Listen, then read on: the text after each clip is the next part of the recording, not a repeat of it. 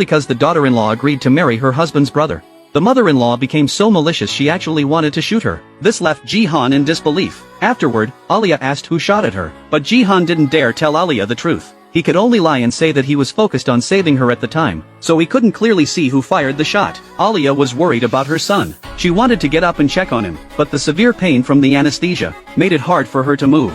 Jihan had to quickly stop her, and called the nurse to give her a painkiller. Seeing Alia in such agony, Jihan felt deeply guilty, but on one side was his mother, and on the other, his brother's wife. Jihan was caught in the middle, unable to decide, but his mother tried so hard to stop Jihan from marrying Alia. Jihan still insisted on fulfilling his brother's wish, because only then could his mother not stop Alia and his son from being together. Otherwise, one day, Alia would fall into the hands of the enemy, Demir, because of her son. So getting married was the only solution. Jihan told his mother that she had to accept everything. That night, Jihan came to see Alia again, and Alia had already realized her injury wasn't as simple as it seemed. She asked Jihan why he hadn't called the police. Jihan lied, saying there wasn't time. Alia insisted he call the police immediately. Jihan told her to rest. He would report it tomorrow. Alia, however, wanted to report it herself, but found her phone was nowhere to be found. Jihan told her he had it. Alia asked him to give it to her, but Jihan handed her a broken phone, and said he'd bought a new one for her, which would arrive tomorrow.